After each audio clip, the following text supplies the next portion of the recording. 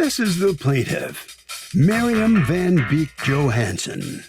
She says the defendant left a sickly dog with her, and she had to take him to the vet, but the dog ultimately died when he was in her care. The defendant blames her for the dog's demise. She was distraught this dog died in her arms as she rushed him to the vet, but the defendant owes her the $877.88 she paid the vet, and she won't pay her back.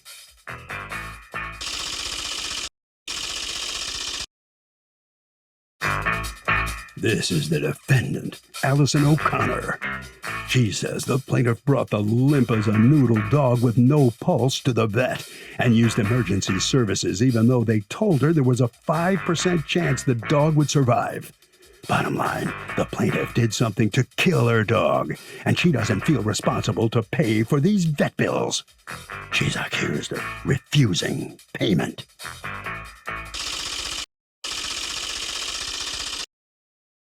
All parties, please raise your right hands. The People's Court is now in session. The Honorable Judge Marilyn Milian is now presiding. Litigants have been sworn, Your Honor. Thank you, Douglas. You're welcome. Okay, Ms. Van Beek Johansson, you're suing Ms. O'Connor for vet bills that you say she is supposed to pay for a foster that you had of hers. Tell me what happened here. Well, I got a dog from hers. I got a friend of mine named Dawn contacted me about her. And the 7th of September, me and her talked, Allison. We got together September 9th of 2020. She brought 2 dogs over to see me. I have a dog, and she's my princess. Well, the dog that I was going to adopt didn't get along with my dog. So she had this other dog that I named Peanut, and it got along with my dog, and I kept that dog. I told her, I want this dog.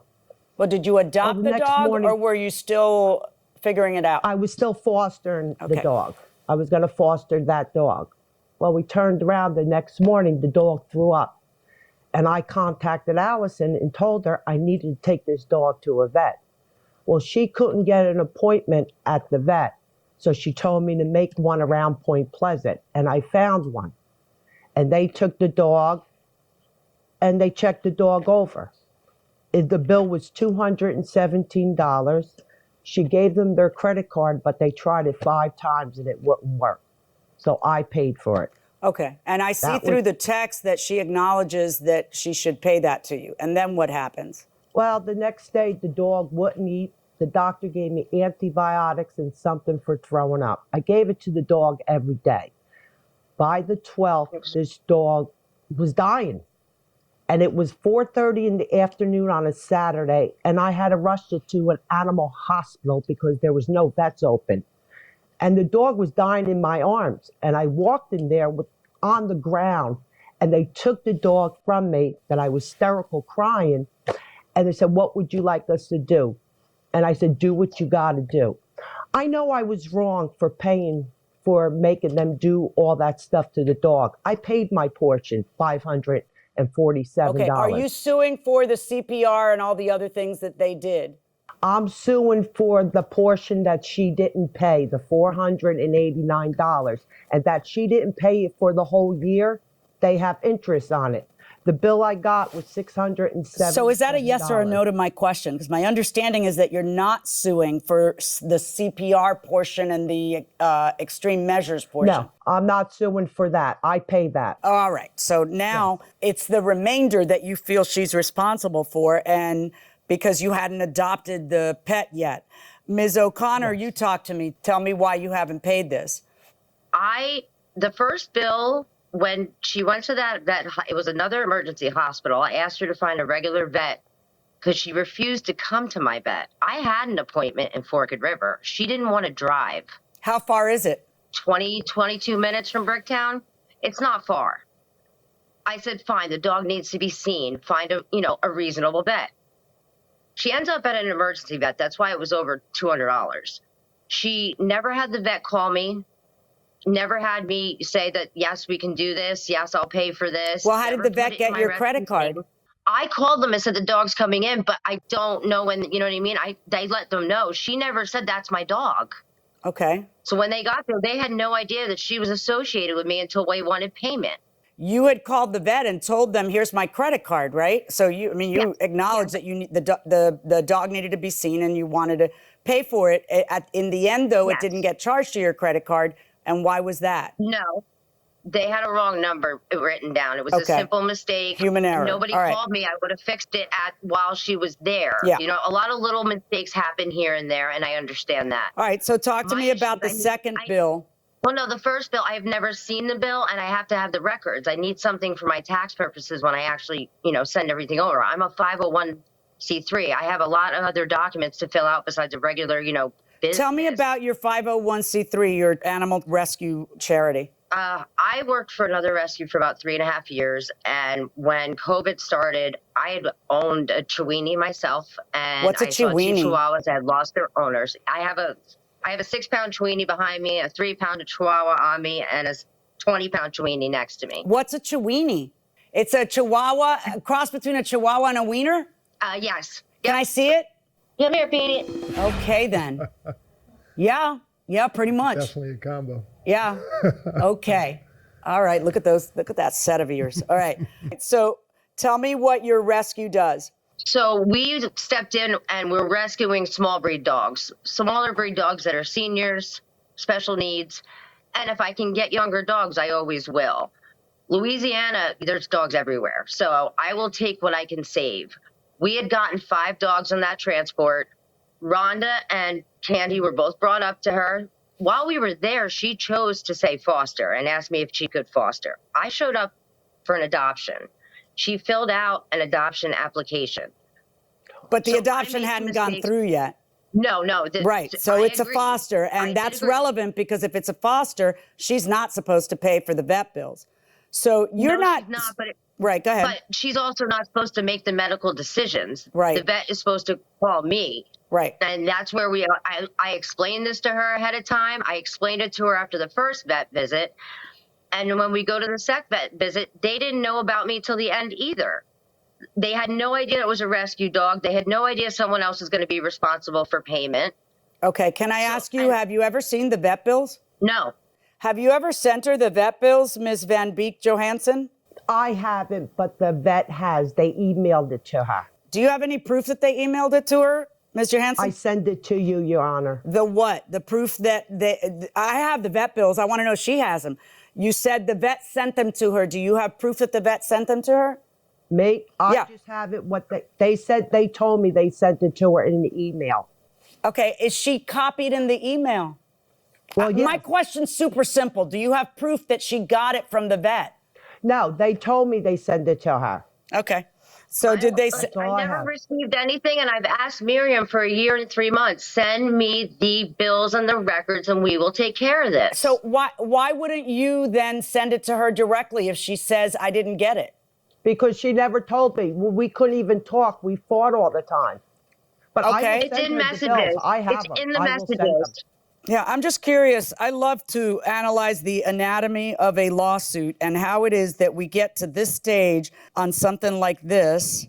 I just need proof. I need to be able to, have proof for my taxes and see what happened. I'm allowed to see what happened if I'm Never still seen the bill. You never provided it a year ago. You killed that dog. You took her to the wrong vet. Why are you saying that to her? What do you think is the reason why? Because she got very nasty with me, and that was the one inappropriate thing. But again, I feel like this was negligence because everything's been hidden for a year and a half. I have not seen anything, but she wants me to just send her money. You didn't put it in the rescue's name. I've never seen a bill that I've asked you to produce in over a year. And if you let it accrue interest, I'm not paying that. That's your problem. You didn't take her to priority like I asked you, followed none of the rules like I asked. The dog died within 72 hours of being in your care. So if you would like to pay the bill and take me to court, I would love to show up and defend myself. Yep, I'm here.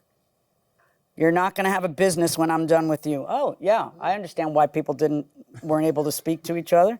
Who's Tammy? She's also a friend of Dawn.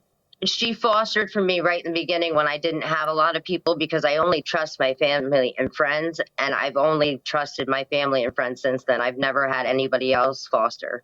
This was too traumatic for everybody involved. Her, myself, the dog, everybody.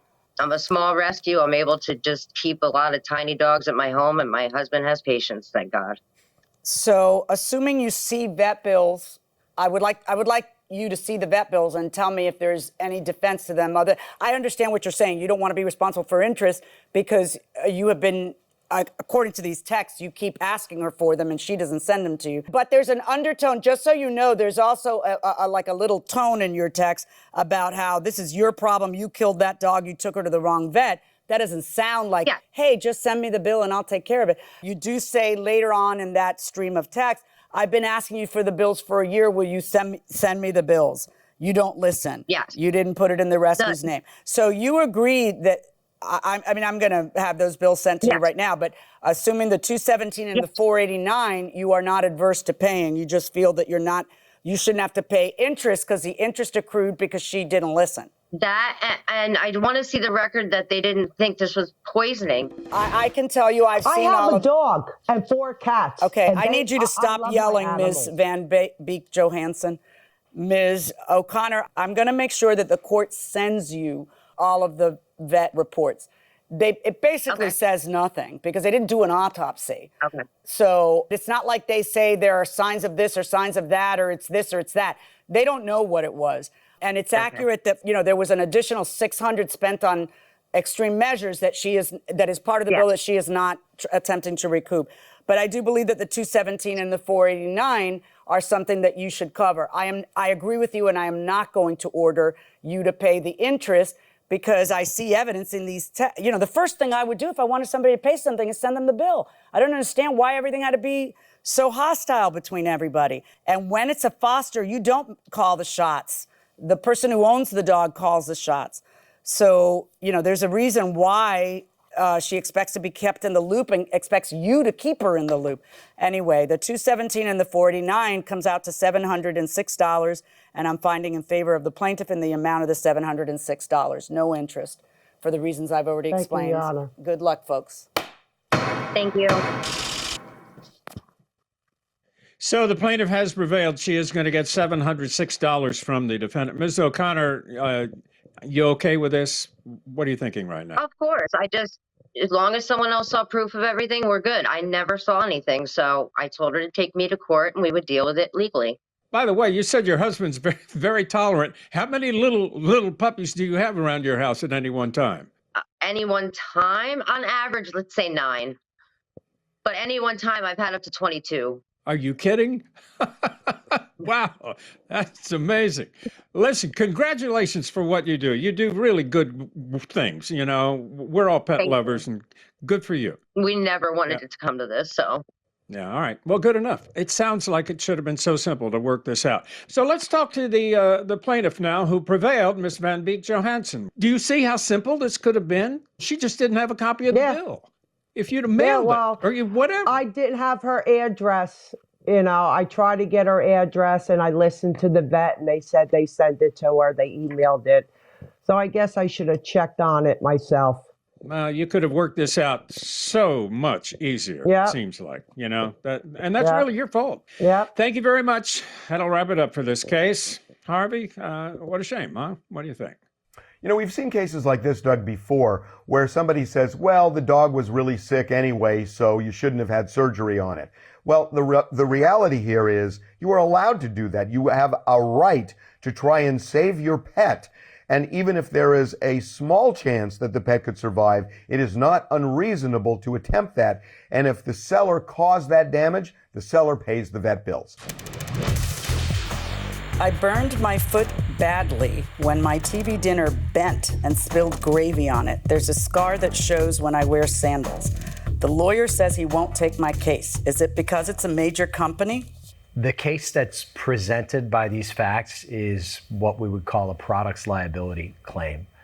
Products liability claims can be very expensive to put together and prepare, investigate, and litigate for a plaintiff's lawyer who's taking on the case. So they're going to look at a case like that initially and say, how bad are the injuries? Right. For the potential because recovery. They have to figure out the math they have to do is, all right, I'm going to pay for all the expenses because that's what the lawyer does. And then I'm going to get 40% of the recovery. So if the recovery is going to be $1,000, So he's checking the blue book $2,000 value on right. that recovery. He's looking at it first. saying that's not worth Now, my let me while. check the book on that. Okay, you got a But scar on usually top the of your fact foot. that it's a big company isn't a deterrent to suing. It's like a magnet to it's a suing deep because it's a pocket deep there, pocket. and they can satisfy a judgment. Right. If you walked into a room and you said everybody who's ever burned themselves either eating or pulling a TV dinner out Well, of that's out you of the because no matter how microwave, many a lot times of we hands go would go over up. this, you Right. don't get a potholder to No, I get just something out of a barehand- mic. I You barehanded. barehanded and then drop it really fast or after you hold burn. it in one hand, toss it to the other one, and How many toss times it you back. got to be bit by the same dog, though? You I know. want to make that extra trip over to the drawer to get the stupid. I even bottle. bought you like this rubber circle Oh, that yeah. you put underneath the thing you're microwaving, and then yeah. you can just pick it up, and you Is that won't what get. that's for? How many times have we been over this? I saw that stupid rubber circle there in the drawer. The gray rubber circle. Yeah. No, now I know.